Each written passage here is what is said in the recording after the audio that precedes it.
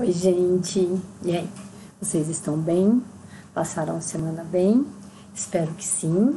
Todos prontos para o capítulo 2 do livro A Abundância? Construindo a Pirâmide? Bom, se você está chegando aqui agora, eu sou Rosângela e o objetivo deste canal é compartilhar conhecimento por meio da leitura. Sejam bem-vindos e para quem está acompanhando, eu agradeço.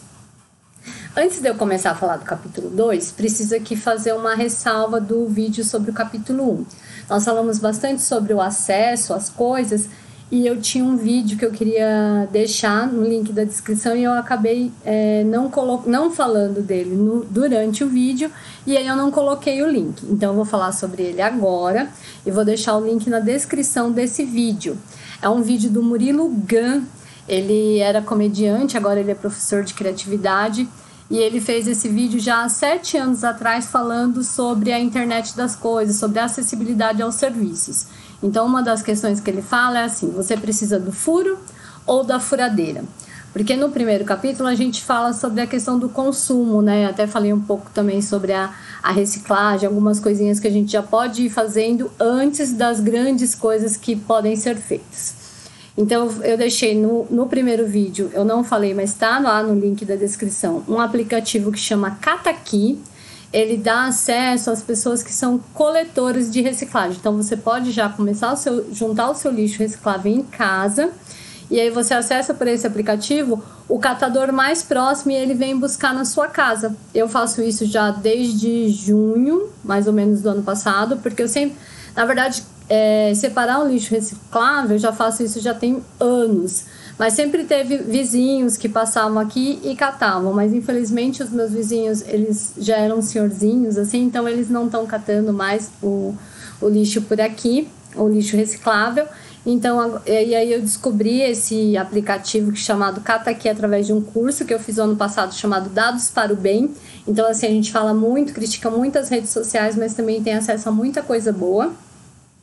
E aí eu descobri esse aplicativo. Então, desde julho do ano passado, eu faço uso dele. Então, quando eu junto uma quantidade de lixo reciclável boa, uns 3 sacos de lixo, assim, que é plástico, garrafa, latinha, papelão, tudo isso é reciclável, gente. E aí a gente coloca junto com lixo orgânico e a gente joga bilhões no lixo todos os dias. Vocês sabiam disso? Porque tudo isso que pode ser reciclado...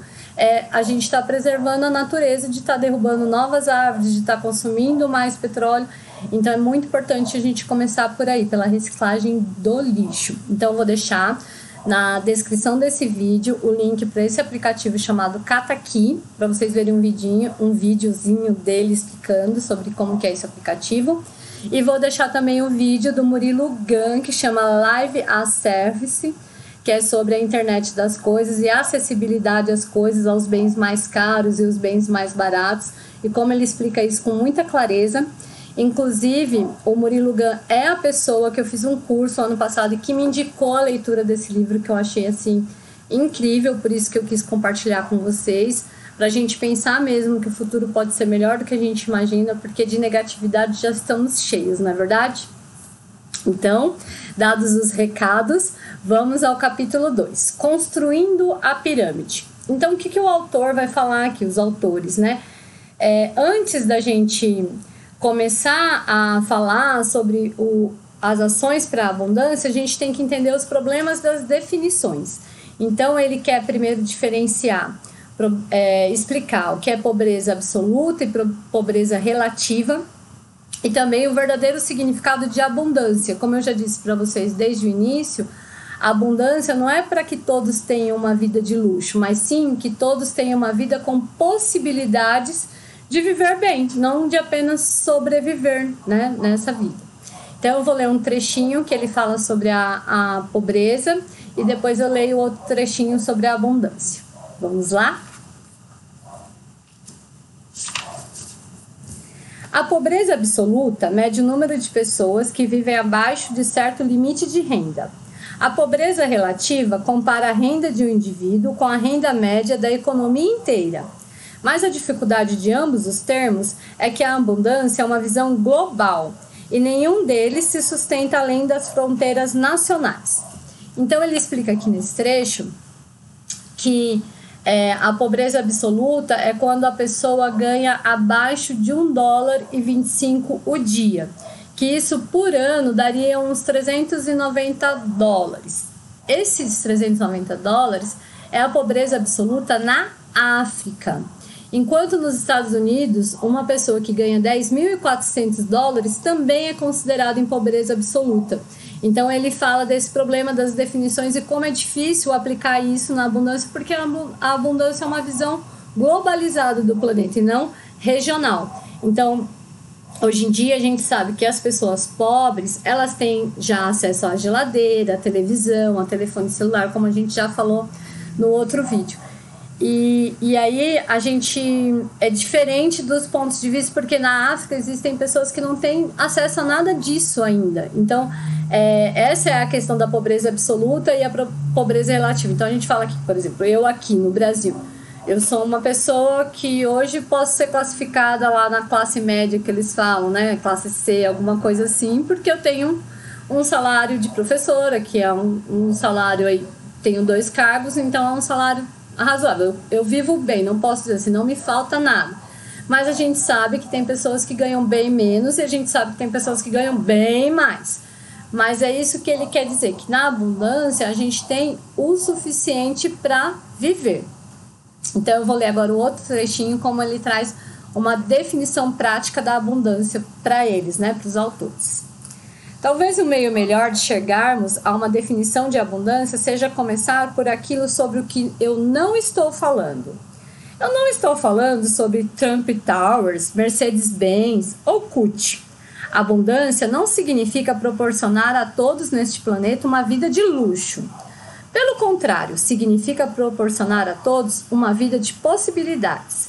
Ser capaz de viver uma tal vida requer necessidades básicas satisfeitas e muito mais. Significa também estancar algumas sangrias absurdas, alimentar os famintos, dar acesso à água limpa, acabar com a poluição do ar em ambientes fechados, erradicar a malária, 4 flagelos totalmente preveníveis que matam, respectivamente, 7, 3 e 2 pessoas por minuto no mundo inteiro. Isso é uma necessidade. Mas, em última análise, a abundância significa criar um mundo de possibilidades, um mundo onde todos os dias sejam gastos com sonhos e realizações, e não em luta pela sobrevivência.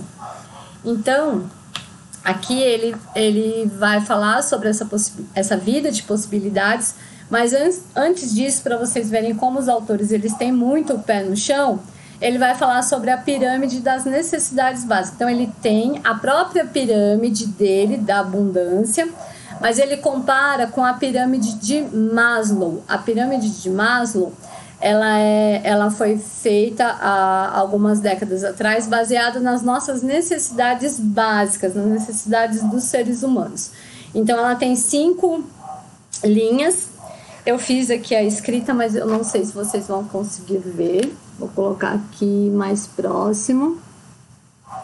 Aí eu vou ler para vocês. Então, aqui na base da pirâmide estão as necessidades físicas: ar, água, comida, calor, sexo e sono. Gente, sexo e sono também, tá? Precisa disso. Necessidades de segurança, proteção, defesa, lei, ordem e estabilidade. A terceira necessidade aqui, amor e afiliação, família, relacionamentos, afeição e trabalho. Aqui, quase no topo, estima, status, realização, responsabilidade e reputação. E no topo estaria a autorrealização, crescimento e realização pessoal, propósito e disposição para servir a sociedade. Então, o que o Maslow vem dizer? Que a partir do momento que a gente tem todas essas necessidades atendidas, a gente pode contribuir para a sociedade. Não necessariamente a gente vai conseguir ser atendido em todos esses quesitos, mas ele quer dizer que são os pontos básicos. E a partir do momento que a gente supera esses pontos básicos, a gente se sente com disposição para servir a sociedade, porque eu não tenho como pedir para uma pessoa pensar no outro se ela está com fome, gente, se ela não tem uma casa, se ela não tem água limpa para tomar um banho, para lavar as mãos. Então, eu penso que as pessoas que estão me assistindo, por ter acesso à internet, elas vão ter essas necessidades mínimas já atendidas. E família, a gente tem a nossa base, o trabalho, e tudo que a gente vai construindo na nossa vida para chegar nessa autorrealização. Então, ele traz essa pirâmide de Maslow, mas ele também traz a pirâmide dele, a pirâmide que ele pensa para a abundância. A dele só tem 3 linhas. Eu vou ler para vocês também. Comida, água, abrigo e outras preocupações de sobrevivência básicas. Catalisadores de crescimento, energia abundante, oportunidades educacionais amplas e acesso à comunicação e informação globais. E lá no topo ele coloca saúde e liberdade. O que ele fez? Ele simplificou um pouco mais a pirâmide de Maslow, né? Ele colocou lá na base tudo que a gente precisa, né? De necessidades básicas, comida, abrigo e outras coisas para sobrevivência, que eu acredito que aí ele já incluiu a família e o trabalho. E aí, na parte do meio, os catalisadores de crescimento, que ele fala que é a energia abundante, as tecnologias, que vai fazer a nossa sociedade funcionar melhor. E no topo, a saúde e a liberdade. Porque se a gente tiver saúde e liberdade de ir e vir, é onde a gente pode contribuir, né? Porque se a gente tiver caído, ninguém que está caído consegue levantar o outro, não é verdade? Por isso que eu tô aqui, né, desde o início desse canal, na verdade, falando sobre a gente fazer parte de uma sociedade, de uma comunidade, de uma única raça humana. Mas antes da gente pensar em ajudar qualquer pessoa, nós temos que pensar em ajudar a nós mesmos. Lembra do livro anterior, A Coragem de Ser Imperfeito? Então eu tenho que ter autoconhecimento, eu tenho que saber aonde estão as minhas fraquezas e as minhas fortalezas, porque sim, nós temos fraquezas, mas nós também temos fortalezas. E a partir disso, ver aonde que a gente pode contribuir para a sociedade. Então vamos continuando. Aí ele vai falar sobre o lado positivo da água. Porque a água contaminada, ela é responsável por metade das internações que ocorrem nos hospitais no mundo. Então, se a gente tivesse acesso à água limpa, já resolveria muitos problemas e daria tempo. Que nem esse livro ele é escrito nos Estados Unidos, mas ele usa muitos exemplos da África, porque infelizmente é o continente, né, gente? Desculpa, me deu uma falha agora. Mas é o continente mais pobre que nós temos, né? A África, ela não é um país, ela é um continente composto de vários países. Tem gente que imagina que a África é apenas um país. Não, ela é um continente. E aí ela tem vários países e lá é onde estão os maiores índices de pobreza do mundo. Então ele traz vários índices de lá, porque lá é a referência deles, né, dos estudos dele, das pessoas, dos tecnofilântropos que eu falei no outro vídeo, que estão contribuindo nessa região. Então lá as mulheres, elas andam muitas horas em busca de água. Então se elas tivessem água encanada, elas já economizariam esse tempo. Se não precisasse ferver a água, né, se a água já viesse potável, também economizariam energia. Por isso que ele fala de poluição em ambientes fechados, porque a própria fumaça da lenha, né, além de queimar a lenha das árvores, também está destruindo as árvores, ela faz mal para os pulmões das pessoas. Então, se a gente tiver água e energia abundante, a gente já está ganhando aí muito tempo para estar produzindo mais coisas, que aí ele vai trazer uma definição chamada a busca da catalaxia. A abundância de informação e comunicação, além de promover especialização, expandindo as oportunidades educacionais, permite aos especialistas o intercâmbio de especialidades, criando assim o que o economista Friedrich Hayek denominou de catalaxia, a possibilidade de expansão ilimitada gerada pela divisão de trabalho. Então, o que ele fala? A união de especialistas, né? Então, eu tenho um médico aqui, um engenheiro aqui, um administrador aqui. Se eles se unem, eles conseguem construir, por exemplo, um hospital mais adequado, porque o médico tem uma visão, o engenheiro sabe o que precisa e o administrador vai saber como gestar tudo isso. Então, eu consigo uma expansão ilimitada por meio da divisão de trabalho. Aí eu quis trazer esse exemplo um pouco para o nosso dia a dia. Vou trazer o exemplo assim, que eu sei que a maioria das pessoas que me seguem são mulheres, são mães, né? Não estou excluindo os homens são todos bem-vindos. Eu sei também que eu tenho alguns homens que me seguem, eu agradeço. Mas vamos supor, você é mãe. Aí você fica lá o dia inteiro limpando a sua casa. Aí você é mãe de 3 filhos. E se um dia você pega os seus filhos e fala, olha, filhos, eu vou limpar a cozinha, você limpa a sala, você lava o banheiro, você limpa o quarto.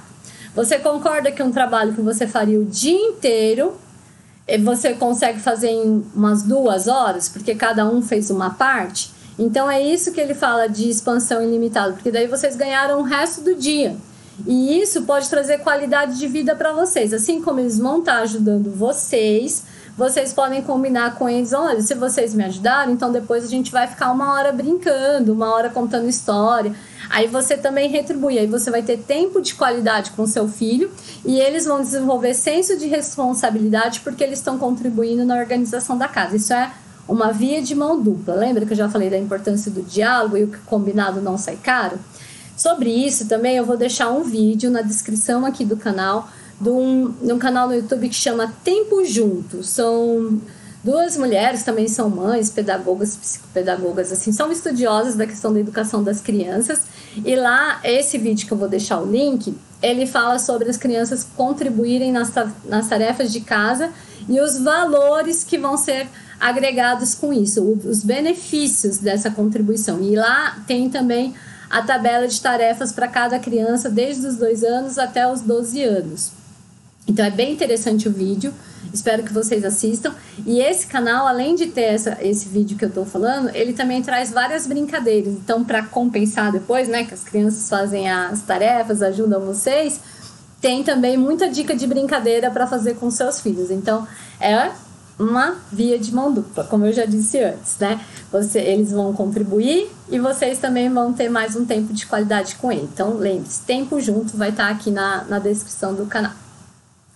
Aí a gente falou da água, da energia, e um outro ponto que ele fala bastante é sobre a educação. Então eu vou ler um trechinho sobre a educação para vocês. Outra mudança profunda seria a educação, especificamente ensinar a cada criança do planeta os fundamentos da alfabetização, da matemática, as habilidades da vida e o pensamento crítico. Isso também pode parecer uma oferta modesta, mas a maioria dos especialistas sente que esse quarteto de fundamentos no ensino básico é o alicerce do autoaperfeiçoamento e que é, obviamente, a espinha dorsal da abundância. Então, aqui eu tenho que puxar a sardinha para o meu lado, porque eu sou da educação e eu acredito muito mesmo no potencial da educação. Eu estou há 10 anos como professora efetiva e eu creio muito. Então, é aquela coisa que eu já ouvi uma frase falando isso, né? Se com a educação é difícil, tenta com a ignorância, né? É muito mais difícil. Então, a gente precisa, sim, trabalhar com a nossa educação de base, com a alfabetização de qualidade, porque a gente sabe, sim, que tem crianças chegando na 7º ano, 8º, 9º ano, semi-alfabetizados. Então, a gente precisa, sim, de uma revolução na educação. A educação está arcaica, está ultrapassada, e ela não atende mais às necessidades básicas dos nossos alunos. A geração mudou, a gente tem os acessos às tecnologias, a gente tem que usar eles como ferramentas. O professor ele não vai ficar obsoleto, ele vai ser um mediador do conhecimento. Então, os dados que a educação tradicional, ela traz o quê? Muito conteúdo. O conteúdo, hoje em dia, está todo na internet. Então, a gente, teoricamente, né, não teria função, mas sim, a gente tem função, porque a gente vai servir de mediador para o aluno desenvolver isso que eles chamam de pensamento crítico, que não é a gente ver qualquer notícia, qualquer fake news e acreditar que é verdade, gente, né? Que é o que tem acontecido muito hoje. A gente não tem esse pensamento crítico, o que chega pra gente a gente já absorve como verdade. Então a gente tem que pensar, parar e raciocinar. Isso é possível? Isso é verdade? Ou eu só estou acreditando isso porque me convém, porque está dentro das minhas crenças? Então, a educação vem com essa contribuição. Eu vou ler mais um trechinho ainda sobre a educação. Como explica Nicholas Negroponte, fundador da Media Lab Massachusetts, bom, vocês já sabem do meu inglês, incrível, né, gente?